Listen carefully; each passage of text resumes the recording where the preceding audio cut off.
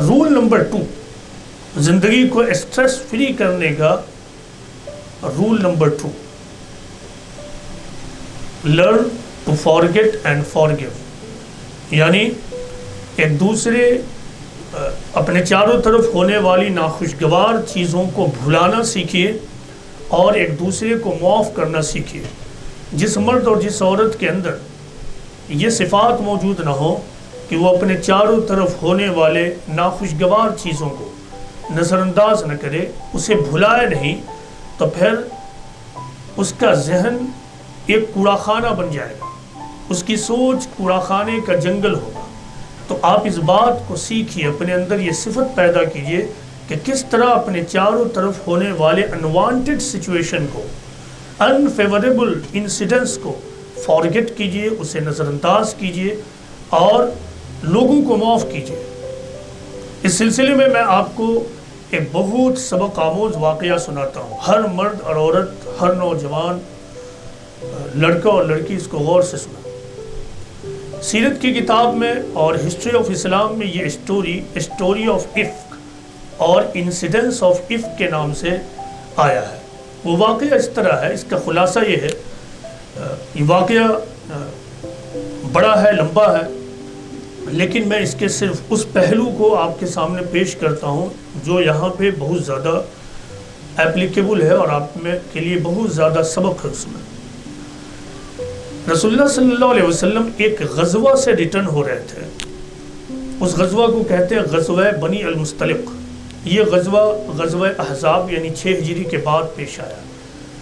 اس غزوے سے واپسی کے وقت ایسا ہوا کہ حضرت عائشہ رضی اللہ عنہا کا نیکلس گم ہو گیا۔ اس وجہ سے اس نیکلس کو تلاش کرنے کے لیے، سرچ کرنے کے لیے وہ وہاں پہ ٹھہر گئیں جہاں پہ پیغمبر اسلام نے پڑاؤ ڈالا تھا۔ پیغمبر اسلام پڑاؤ کو لے کر اگلے دن آگے بڑھ گئے، مگر حضرت عائشہ رضی اللہ عنہا ابھی اپنے نیکلس ہی کو ڈھونڈ رہی تھی، یہاں تک کہ رسول اللہ صلی اللہ علیہ وسلم اگلی منزل پر پہنچ گئے اور حضرت عائشہ رضی اللہ عنہا نہیں پہنچی۔ نتیجہ یہ ہوا کہ جو مدینہ کے ہپوکریٹ تھے یعنی منافقین، انہوں نے اس واقعے کو اپنے نگیٹو مہم کے لیے استعمال کیا اور حضرت عائشہ رضی اللہ عنہا، جن کے بارے میں آپ تمام خواتین جانتی ہوں گی کہ وہ پروفٹ آف اسلام کی بیلوڈ وائف اور فرسٹ کیلف حضرت ابو بکر صدیق رضی اللہ عنہ کی معصوم اور انوسنٹ ڈاٹر تھی،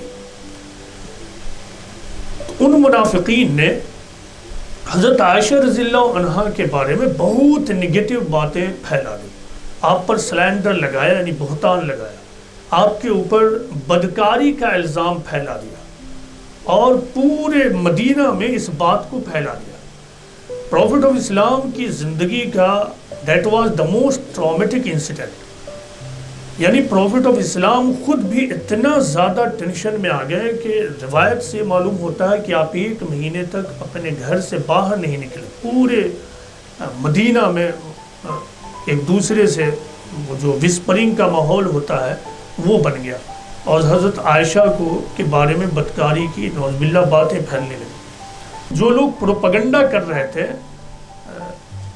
ان میں ایک مصطح بن اساسہ بھی تھے۔ ابو بکر صدیق رضی اللہ عنہ مصطح بن اساسہ کی غربت کی وجہ سے ان کی ہر مہینہ فائنانشیل ہیلپ کرتے تھے، لیکن جب انہیں معلوم ہوا کہ میری معصوم بیٹی کے بارے میں جھوٹی باتیں جن لوگوں نے پھیلائی ہے ان میں مصطح بھی شامل ہے تو وہ بہت زیادہ غصے میں آ گئے۔ اب غور کیجئے کہ اٹ واز بٹ نیچرل، ایک شریف باپ، ایک شریف فیملی کی شریف اور معصوم خاتون کے بارے میں، وومن اور گرل کے بارے میں اگر محلے میں کوئی نگیٹو بات پھیلا دے تو اس باپ کے سینے میں کیا بیتے گی، اس کے دل پر کیا گزرے گا، آپ ہر مرد اور ہر عورت سوچ سکتی ہے۔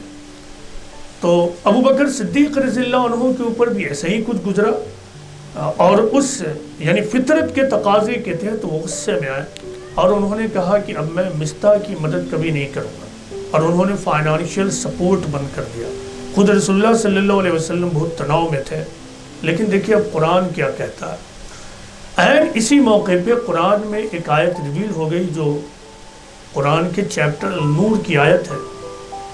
وہ آیت اس طرح ہے کہ وَلَا يَأْتَلِ أُولُو الْفَضْلِ مِنْكُمْ وَالسَّعَةِ أَنْ يُؤْتُوا أُولِي الْقُرْبَى وَالْمَسَاكِينَ وَالْمُهَاجِرِينَ فِي سَبِيلِ اللَّهِ وَلْيَعْفُوا وَلْيَصْفَحُوا وَلَا تُحِبُّونَ أَنْ يَغْفِرَ اللَّهُ لَكُمْ وَاللَّهُ غَفُورٌ رَحِيمٌ. Let not those who are possessed of means and plenty among you resolve to withhold their bounty from their kindred and the needy, and those who have migrated from their homes in the cause of God. Let them forgive and overlook. Do you not wish God to forgive you? God is forgiving and merciful. اللہ تعالیٰ نے کہا کہ تم میں سے جو لوگ، یہ اللہ تعالیٰ کب کہہ رہا ہے، اس پس منظر کو ذہن میں رکھیے. حضرت عائشہ رضی اللہ عنہا کے بارے میں سلینڈر، بہتان، رسول اللہ صلی اللہ علیہ وسلم بہت زیادہ ڈسٹرب، ابو بکر صدیق رضی اللہ عنہ کی بیٹی.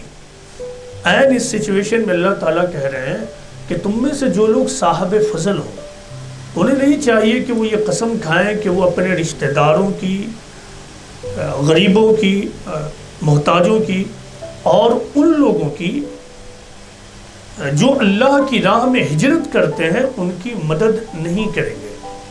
انہیں چاہیے کہ وہ معاف کرے اور درگزر کرے. کیا تم نہیں چاہتے ہو کہ اللہ تمہارے گناہوں کو معاف کرے؟ اللہ بخشنے والا ہے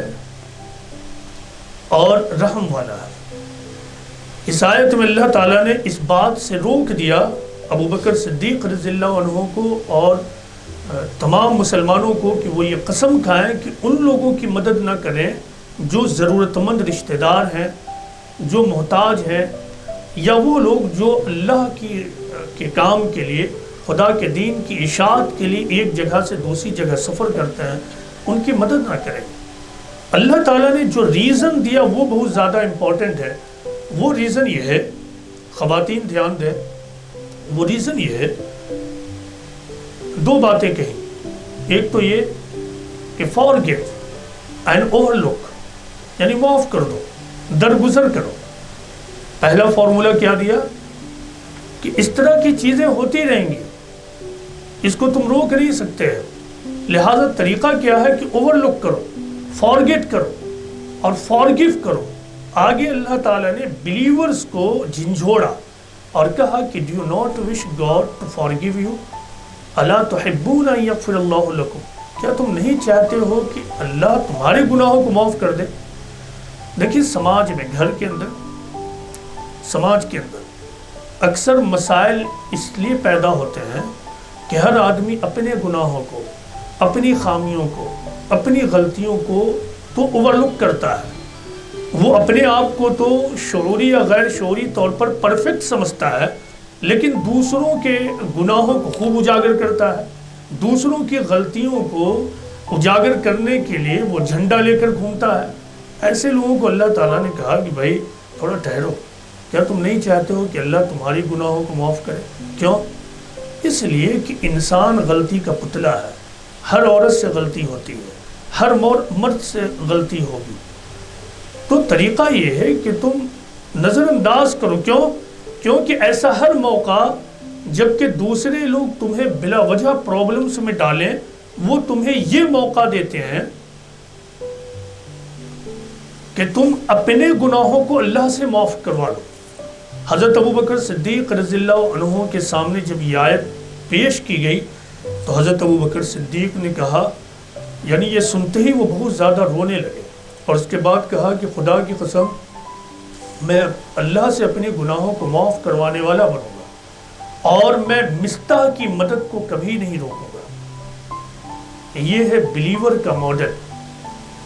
یہ وہ ماڈل ہے جس کو اختیار کر کے ہم فیملی میں بھی ایک پیسفل لائف گزار سکتے ہیں اور سوسائٹی میں بھی پیسفل لائف گزار سکتے ہیں. ہوتا یہ ہے فیملی کے اندر کہ ہر عورت صبح ہوتے ہی سونے تک دوسروں کی غلطیوں کو فوکس کرتی ہے. ہر مرد یہی کام کرتا ہے. نتیجہ یہ ہے کہ اللہ تعالیٰ نے یہ جو بیوٹیفل لائف دی ہے، خوبصورت زندگی، وہ تناؤ پورن ہو جاتی ہے. وہ زندگی جس کو اللہ تعالیٰ نے اس لیے دی تاکہ انسان اس کو اویل کرے، جیے اور اپنے آپ کو جنت کے قابل بنائے۔ آدمی جان بوجھ کر اپنے آپ کو جہنم کے قابل بناتا ہے، اپنے آپ کو جہنم کے قابل بناتا ہے۔ تو دو چیزیں یاد رکھیں۔ رول نمبر 2 سے کیا ملا؟ Forget and forgive. اگر آپ کے اندر یہ صفت نہیں ہے تو آپ یاد کر لیجئے، اپنی ڈائری میں لکھ کر جائیے کہ آپ کو کبھی بھی ٹینشن سے فری زندگی نہیں ملے گی۔ آپ ہمیشہ ٹینشن میں رہیے گا، آپ ہمیشہ تناؤ میں رہیے گا، کبھی بھی آپ ٹینشن سے خالی زندگی حاصل نہیں کر پائیے گا۔ بھلانا سیکھیے، معاف کرنا سیکھیے، اور عین اسی وقت جب کہ پرابلم پیدا ہو، ناخوشگوار باتیں پیش آئیں، اس وقت یہ بات یاد رکھیے کہ ہم سے بھی غلطی ہوئی ہے۔ چلو یہ موقع ہے کہ ہم اپنی غلطی اللہ سے معاف کروا لیتے ہیں اور دوسروں کی غلطیوں کو ہم معاف کر دیتے ہیں۔ جو لوگ ایسا کریں گے وہ اس دنیا میں بھی سکسیسفل ہوں گے اور آخرت میں بھی سکسیسفل ہوں گے۔